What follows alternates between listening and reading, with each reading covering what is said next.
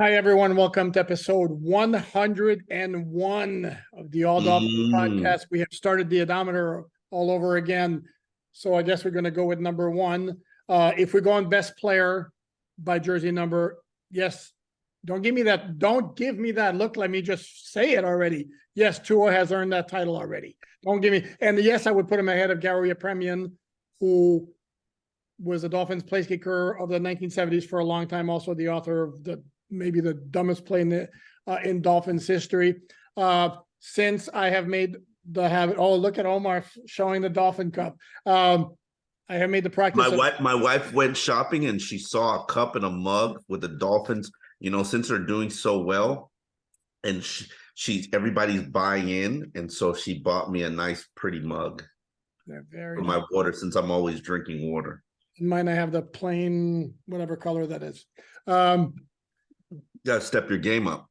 I know. I'm going to keep with my practice of not going with current players, because everybody knows the current players. So the number one I'm going to go ahead with, not Garrett Pittman, either Cody Parkey. This is a nod to our friend Jason Leisure, who was a big fan of his.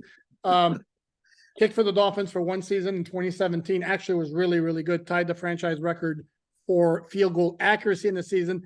Then went to Chicago, where he was booty cheeks with the famous double doink in the playoffs. And then came back to Hard Rock Stadium, if that's what it was called at the time, in a very entertaining 2018 game against the Bears. Missed a late field goal. Dolphins won 31-28 in overtime. I don't remember kickers and punters. How dare you rob Uno of his right? I already said he was the best number one. Okay, that's not enough. And nope. in the first go around, I never highlighted a current player on the roster. Sure, go ahead and sick to and on me, like, look, he's dissing Tua again. Yes, that's exactly what I'm doing. You got me there. It was just a layup just sitting there for you. No, you got to shoot a three-pointer. No problem. No. I don't break the rules for nobody. Yeah, all right, fine. Today is Monday, October 16th, the day after the Dolphins' 42-21 win against the Carolina Panthers. Mike McDaniel with his day after the game media session, where he discussed, among other things, the status of injured players Chris Brooks and Xavier Howard. And your level of concern is what when it comes to X, Omar? I'm not too concerned about Chris Brooks because he's week to week. I saw him walking on the ankle after practice. I don't know what that means. But IR, that's what it means. Week to week running back who gets 10 snaps a game, it means IR. That's what it means. They don't have any more IR spots. I understand but they do. They've used up. Don't. How many have they used up so far? 5, I think. No. You're counting Armstead, Ramsey, and no. Once they start practicing, they count. I know that. Okay, and so who is it? Robert Jones and Jeff Wilson Jr.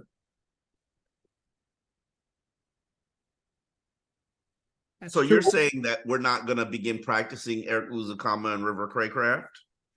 Is that what we're saying? I don't think it's a slam, especially when it comes to Luzakama. I don't think that's a slam dunk. I mean, the second you start talking about a neck injury that's resurfacing that was an issue in college. See, look at you said and we're not on audio these days because we're free agents, so I don't have to explain that Omar was shaking his head, moving his neck, because it's got some kind of reflex every time somebody says neck. There it activates. I don't want to be the alarmist and all that, but again, I hear neck. He goes on IR for the situation from college. I'm not concerned about the dude, as in long term.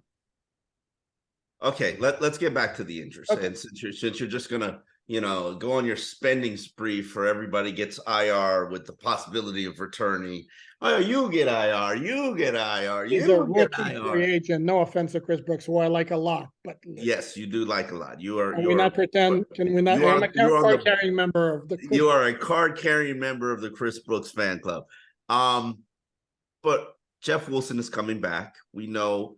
I think he was highly disappointed that he wasn't activated last week.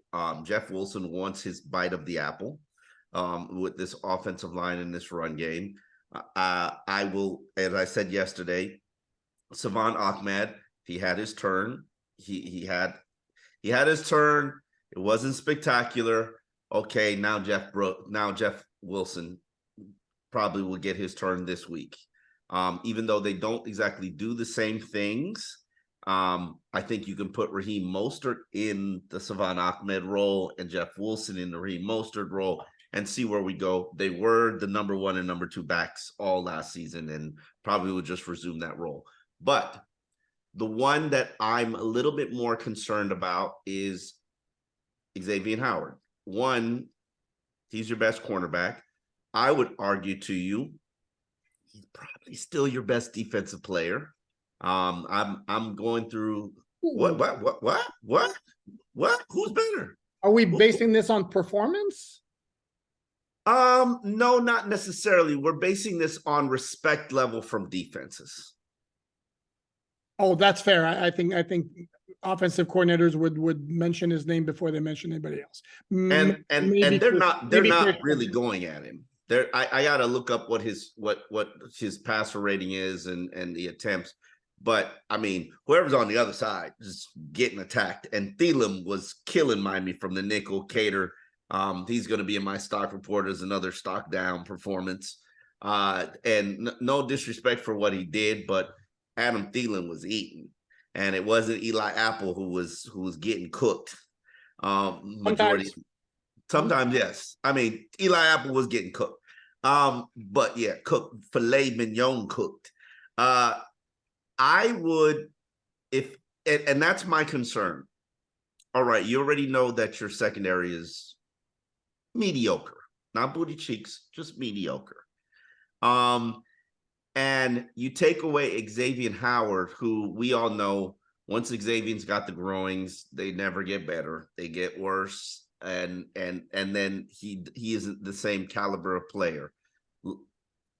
If Xavier rests this week, it would be a nightmare situation, and you would just be fearful all over the field for what Brown and who's the other receiver in Devontae Smith. Devontae Smith, yes. Jerry Jeudy plays for Denver. My bad. You'd be fearful of what they can do without Xavier, would you not? Without question. But and then what are we going to do? Actually trust Cam Smith to actually play him, or is this the first game that we're going to put Cam Smith out there on the field? not true. He got snapped yesterday. He got 4 snaps on defense. All 4. You know who got even less than that? And what's happened to Justin Bethel? I mean, did he all of a sudden Dolphins have decided he can't play cornerback anymore? He got 2 snaps on defense. And Parry Nickerson's the one who was the dime guy. So I don't get it. But here's the thing. Do we really want to go through a situation like we had last year? Oh, we need X against the Eagles. Absolutely. Let's play him in there. And then the groin lingers. Damn. You going to do that to me again 2 weeks in a row? I am going to do that to you 2 weeks in a row. Again, big picture. It's bigger than just the game against the Eagles. Why are you going to, okay. 2 weeks in a row.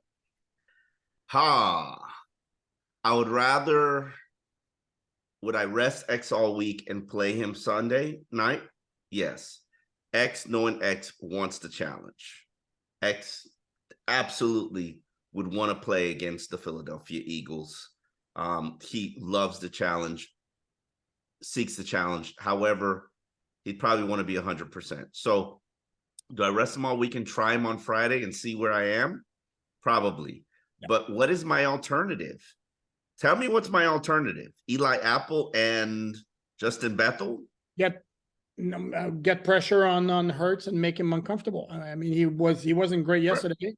And and that's the thing. At some point, that's going to have to develop in terms of consistency, because you look, the 2 undefeated teams who lost yesterday, those games were won by the opponents, the Jets and the Cleveland Browns, because they got in the face of both Jalen Hurts and Brock Purdy. They made life very uncomfortable for them. The Dolphins they had 4 sacks yesterday. 2.8 per season. Sorry? They're at 2.8 sacks per season. which is However, per game, they're which is a very high number. But do we look at the Dolphins pass rush and go, man, that's a good pass rush? I think the numbers are absolutely completely deceitful there. yes, the numbers are stat padded by the last 2 games and the last 2 opponents. And would I feel comfortable? I'm looking at this Dolphins defense. I'm watching the review of the game as we speak. I'm like at halftime right now. Is winning. It's still Carolina. It's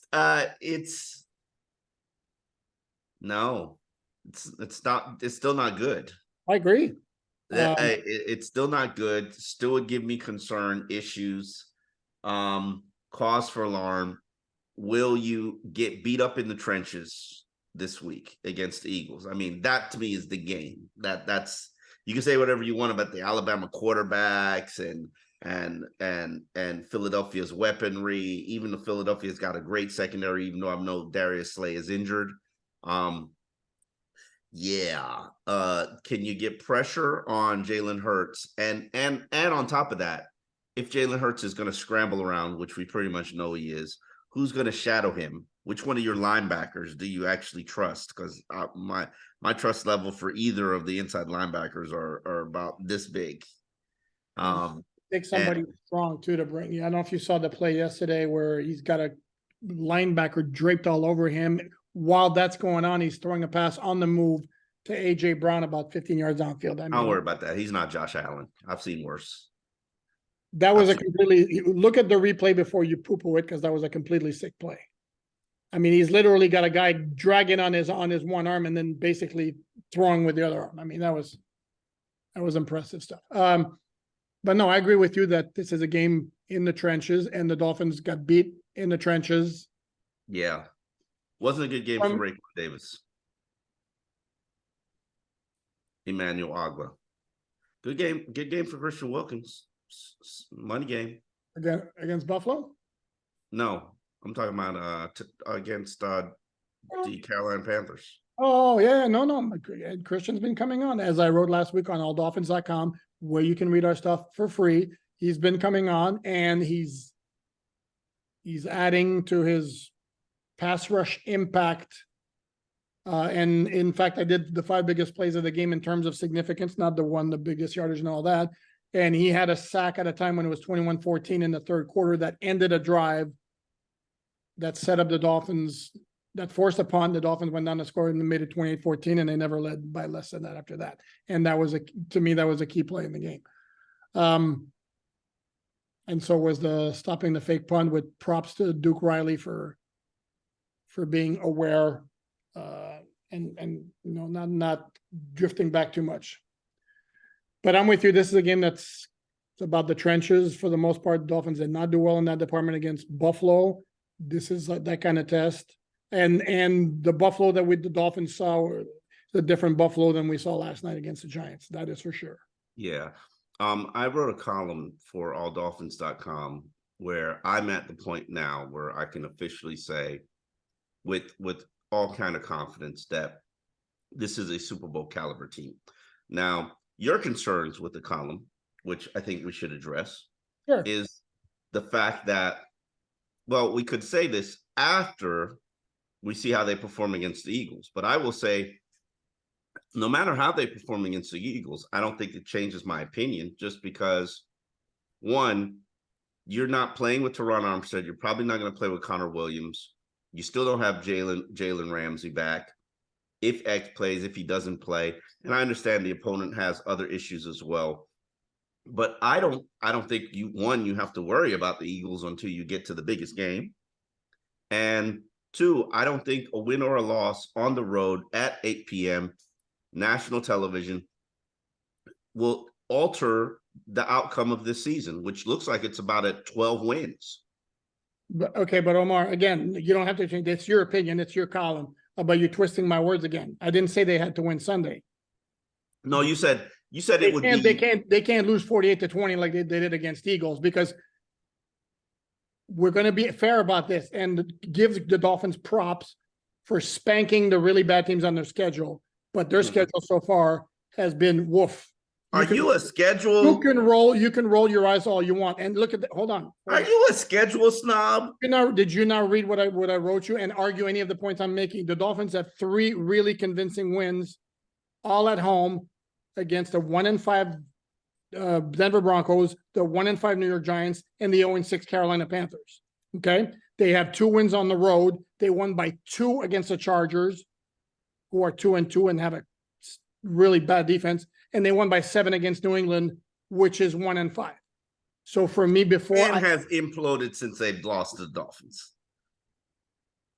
Sure, they're still a booty cheeks team. My point being, can we have them play like a really good game again, regardless of win or loss? Play a good, solid, competitive game against a team that's established as a Super Bowl contender before we go there. And I'm not saying they can't get there. That, to me, I need to see that personally.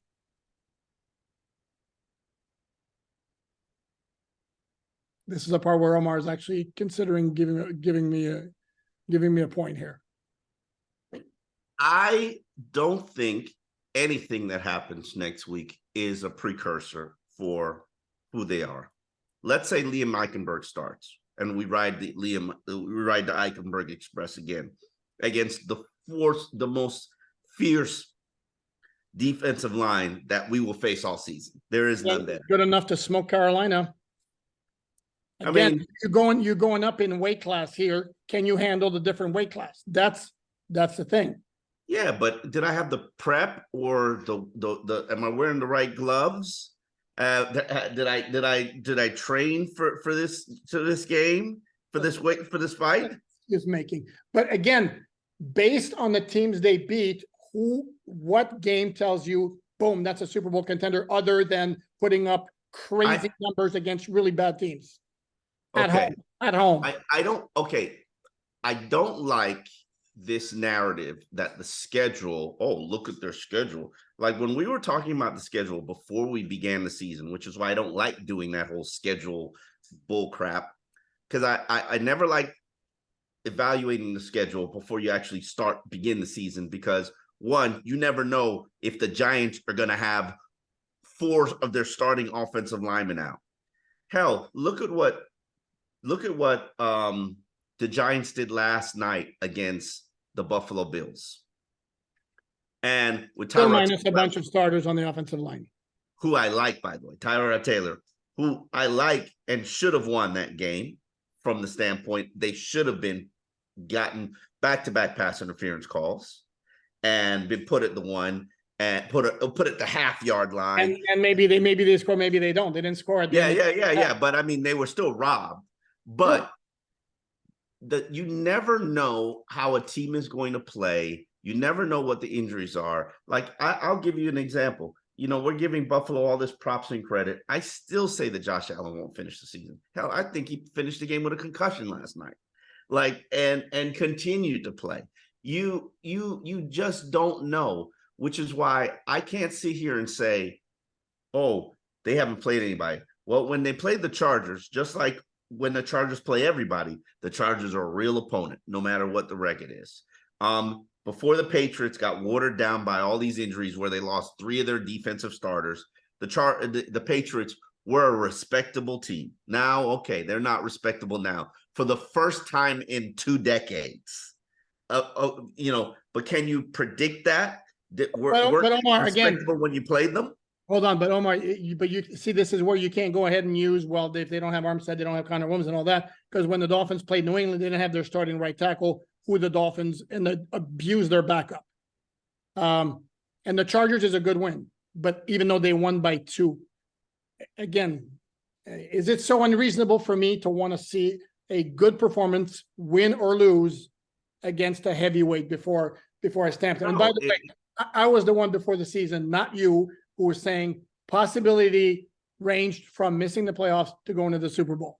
You were like, hell no, Super Bowl. And I still was not. I was not able to compute Super Bowl. I'm sorry. I've covered the Dolphins. That's your personal trauma you got to get over. Yeah. I mean, unlike you, I didn't experience winning in my coverage of the Dolphins. Like, you experienced winning. I did not for 15 years. Like, I got 3 playoff berths, all losses in 15 years, and that's the highlight of my career covering the Dolphins. So I'm not going to sit here. All bad losses too. Yeah, I'm not going to sit here and say playoffs. I mean, say Super Bowl. But what I will say now is this offense, and yeah, people say, oh, they played nobody. Well, the last I checked, the Carolina Panthers were the 13th best defense in the league heading into that game. So did they just put up 42 points on nobody? I don't know where you get your stat. They were like 23rd. I'm not exactly sure where you got 13th, but okay. They. Let me double check. Continue your point. I'll double check. The point I'm making is, like, what they've done is respectable. Offensively, they can score on just about anybody. Especially if they've got their offensive line. They are a completely different team and will be a completely different team with Teron Armstead and Connor Williams on the field and healthy. Now, when will I ever have that? Hopefully in November and December. But it's a team that is trending upwards.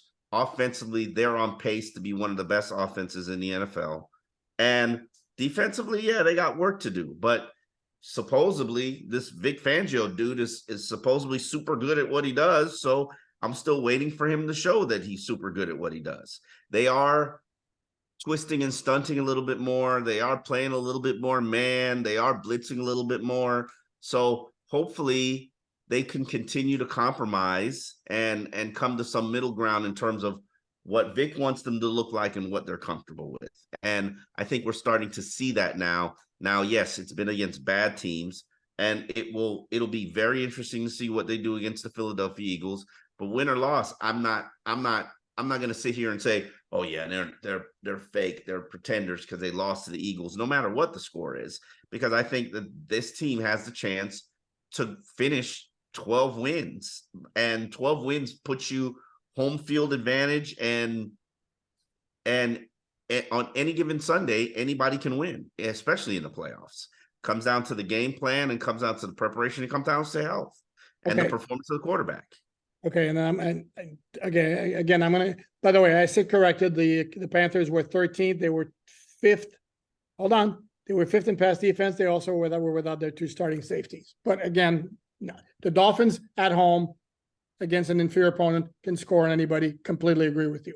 Again, for me, and I said what I said, and I'm not backing down. Sorry. Oh, you say at home, so you don't think they can do it on the road? I need to see it. They scored 20 against Buffalo. They started off great. Touchdowns first 2 drives, and then it stopped. Yeah. To me, I don't need to see. They could lose both against the Eagles and the Chiefs, and I still could be a believer if they're competitive and they look like they belong. Do they look like? Because what was your comment after the Buffalo game? Yeah, they're not in the same. Buffalo said their daddy. Yeah, yes, they're not in the same. Okay, then and that was because the physicality that I think the Bills. Like, if the Eagles, I think if you're a team where you can pressure them with just 4, you're not going to beat them. I mean, they're not going to beat you. I think the Eagles can pressure them with just 4. I don't know if the Chiefs can pressure them with just 4. And we'll see. They can, but I do believe if Chris Jones on his game. If Chris Jones on his game, he's a bear. He's a load. But again, to me, play well in one of those 2 games. If there's a blip in one of them, that's fine. But at least show me something in one of the 2 games. That's all. I don't think I'm being unfair. And then again, we're 6 weeks in. 6 weeks in, but nobody expected this. Nobody expected them to be not to this extent. No, I mean one of the best offenses in NFL history. Right, they're putting up like historic numbers. So yeah, without question. But let's not be guilty of premature evaluation. You're accusing me of premature evaluation. I've been very guarded with my evaluation, and here I am at 6 weeks ready to tell you, okay, with this offense, they could score 42 points like this, like the snap of a finger. And they scored 20 at Buffalo, and they scored 24 at New England. Yeah, because they turned the ball over, and because they were riding the Eichenberg Express. Like, How many turnovers did they have at Buffalo? they had the fumbles, 2 fumbles, and then I believe Tua threw some interceptions. They were riding the Eichenberg Express. Wow. Listen, That's your default guy, huh? bro, did you see how bad he was against Buffalo? He wasn't the got only better. one that got beat up front. Come on. Yeah, other guys got beat selectively, but he got beat consistently. Did he not? Liam Hader. You're a Liam Hader. No. Don't do that to me. Like, Where's Liam Anon? Where's Liam Anon? To stand up for him. it was what's it? Nancy? What was her name? Nancy? Yeah, the burner account. There you go. It was Tyreek Hill's secret burner account. I listen, and Eichenberg played much better against the Carolina Panthers, and they had a forceful defensive line. So I'm not going to take, even though he didn't have a perfect game. And yes, I did see the play where Raheem Mostert yelled at him. And I did understand why Raheem Mostert was yelling at him, and understand Raheem is like leader number 3 on this team. So Raheem can yell at whoever he wants. And understand Raheem Mostert probably knows more about this offense than everybody outside of Tua. So he knows what Liam was supposed to do and what his responsibilities were. But for his second game at center against a very forceful defensive lineman, got to give Eichenberg his props and his praise. So now you're getting a first class seat on the line. No, you didn't embarrass yourself. You didn't embarrass yourself. You did well. Your snapping was good. Congratulations. Let's see you continue this. Hopefully, maybe if I'm lucky, Connor Williams actually plays against the Philadelphia Eagles. I doubt it. But practicing Wednesday, according to Mike McDaniel, so that's not off to a great start. I mean, maybe we try it on Thursday and see where we are. And I'm fine with that. Remember last week when he said he's at the point where he's comfortable with Connor Williams playing without practicing. Now, he just didn't mean that week. But 2 weeks worth of rest with 1 day of practice in between, it gives you a chance at Philadelphia. However, I am going to say, and this is something that you actually convinced me of, so props to you for that. This whole February thing, which I apologize for not knowing there was only 1 game played in February. They're thinking bigger picture, and getting Connor Williams healthy is a major factor with how far this team can go. And absolutely, I do agree with it. And do you need to beat the Philadelphia Eagles? You don't. You absolutely do not need to beat the Philadelphia Eagles. I would say was neither one who just said that earlier. Yeah, I know that, but I would say so. That's why I'm saying I don't play him. I think you need to beat the New England Patriots more than you need to beat the Philadelphia Eagles. Just from standpoint, maybe will it factor into common opponents? Does the Kansas City Chiefs and Buffalo Bills play? Conference also comes into play. Conference record comes into play, which is why conference record is more important. They went back and forth. They went back and forth. One time it was common opponents was higher than conference record. Now it's flipped back again, where conference record is higher in the tiebreaker. Let me go back to something real quick regarding Jeff Wilson, because there's one little factor that we didn't mention. And then Mike McDaniel kind of suggested it was an issue of a roster spot. Yeah, he only had. Well, here's the thing, though. He was downgraded to doubtful he was doubtful on Friday. Maybe they were providing us a hint. But maybe he wasn't quite ready, and that was maybe as big of an issue as the fact that. But they spent all week telling us he was ready. Maybe he had a setback in practice. Who knows? Okay. But to me, again, and fans, you got to understand, we're not allowed to talk to guys who are on IR who have not been cleared to return. So while we could see Jeff Wilson, we would be violating rules by talking to him. And as a good employee of alldolphins.com, Omar is no longer a rule breaker. Very nice. I taught you well. No, we can't talk to players. You beat it out of me. Even though I talked to Nick Needham Friday, but I was like, hey, Nick, I can't talk to you, so you got to go. There you go. No, we're not allowed for those. Yeah, just to clarify, we're not allowed to talk to players who are not on the active roster, and that includes practice squad players. You get a pow if you do. Well, you get a pow up into, loss of access. So we don't want that. Yeah. We don't want that. I behave myself now. About time. Jesus. About time. You needed to come over to come over to the rule follower side. Yes. Something like that. Anything else stand out to you about Mike McDaniel? He talked about, and again, I've told you he was going to say that. He said this all along. He was going to say it again. He was asked about moving up to a bigger game against Philadelphia, like about, the different challenge. It's not about them. It's about us. Correct. I told you, because every coach says that, and he says that all along. And that's the right approach. Play your game. This is like kind of Nick Saban all the way back was like, Nick Saban's big thing was stop worrying about the end result, focus on the process.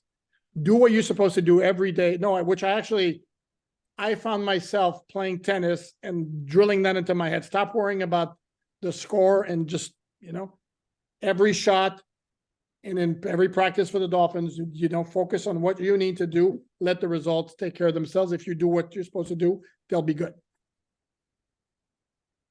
You know what? Nick Saban was like the last good coach the Dolphins have had. No disrespect to Tony Soprano, rest in peace. Speaking of poor personal skills, I'm sorry. What? What do you mean? Nick Saban? Are you serious? Oh, Nick Saban. Oh, I thought you were talking about Tony Soprano. No. Nick Saban. Oof. Okay. Oof. So I never heard that. Never. Not even Brian Flores, Adam Gase, Joe Philbin. Never heard that. But what about bad personal skills? No, the process. Oh, no, it's good, right? I like that. I thought that was it makes a lot of sense. And that would certainly apply when you're playing. Either if you're playing Carolina, don't worry about who you're playing. Worry about what you need to do, fulfilling your assignments every single play to the best of your ability, and the results will take care of themselves. And first quarter against Carolina, the first two drives, there were some hiccups where it had nothing to do with Carolina. It was the Dolphins not doing, exactly what they needed to do. Carolina's up 14-0, no big deal. Then they started executing their assignments the way they're supposed to, and then next thing you know, it's 35-14.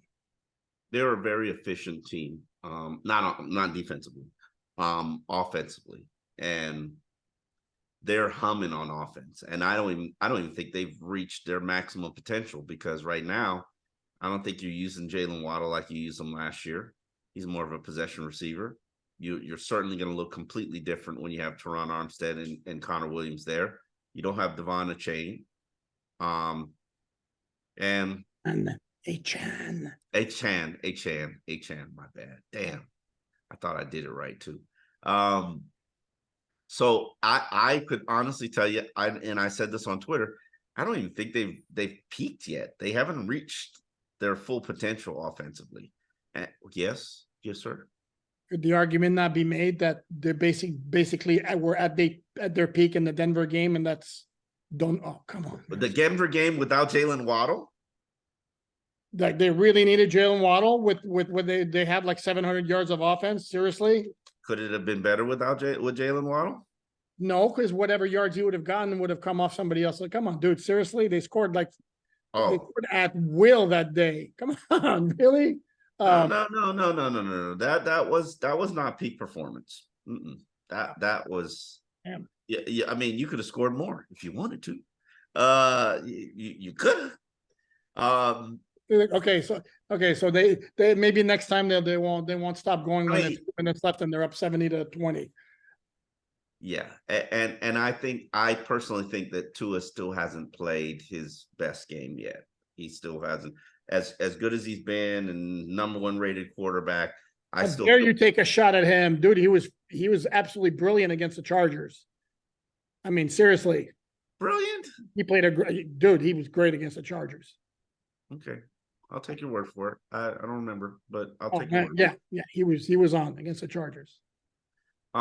I think that he can still play better. I think he still can be more efficient. I'm gonna look up that Chargers game because I Look don't up know. that dude. Look up that Charger game. I mean, that was borderline flawless. Except he had the one pick in the end zone where he tried to force something that wasn't totally there. But I mean, yeah. oh, come on, man! Seriously. Like I think Denver was better. He nearly had a perfect passer rating. But yes, there's my point is there's more meat on the bone. And I think that this team is peaking at the right time. They haven't peaked yet. Let's hope that after Kansas City, they'll get Jalen Ramsey back. They'll have Teron Armstead. They'll have a healthy Connor Williams. Obviously, we got to get a healthy Xavier Howard. And maybe we can get to the point where we can trust Cam Smith. Why? I know he played 4 plays, but why wasn't Cam Smith out there on the field? Are you serious? Like we're playing Nickerson, and no disrespect to Nickerson. You're telling me that Cam Smith can't play in that dime role? You know what? I'd have to go. I'm gonna try to do some research on his history. Maybe reach out to our good friend Ben Albright out in Denver to see if maybe that's in his history. He just does not like playing rookie DBs. There are certain coaches like that. There are certain coaches just do not like playing rookie DBs. Maybe he's one of those. He's an old dude. You know how us old dudes are. Oh, I mean, him. Set in his ways, man. I like what did Cam Smith do to you, brother? Because right now you got 3 back of the roster guys out there playing cornerback, and it's not like we know it's not like this is a situation where he is who's the Georgia kid? From Yes. when? From when? From when? Channing Tindall. It's not like he's Channing Tindall. Let's not go there. He's got ability. Wow. Yeah, we haven't even talked about him, but I mean, he's playing like Bupkis on defense. I mean, no. He's a special teamer. He will be a career special teamer in the NFL. So continue to make tackles. So Cam Smith, come on, brother. Like, why didn't he play in the 4th quarter? Really agree. Like the game's under control. That get the guy some snaps on defense. Seriously. Not especially in a game. I'm sorry, I didn't mean to cut you off. In a game like yesterday, when you clearly see that your offense is at a point yesterday where it was scoring pretty much. I don't want to say I will, but close to I will. mm-hmm. We're gonna wrap this up. We're less than a minute. Give him some snaps. Give him the experience, even if it costs you like an easy touchdown. So. Yes, I agree. Tomorrow, behind enemy lines, my good buddy Ed Kratz, we're going to be talking Eagles. Now we're talking big boy matchup there. Until then, like, subscribe, smash, share, all that good stuff. Thanks for watching. And for the audio people, we will find a new home, but we're free agents right now. Show me the money. Well done. All right. Until tomorrow. See ya.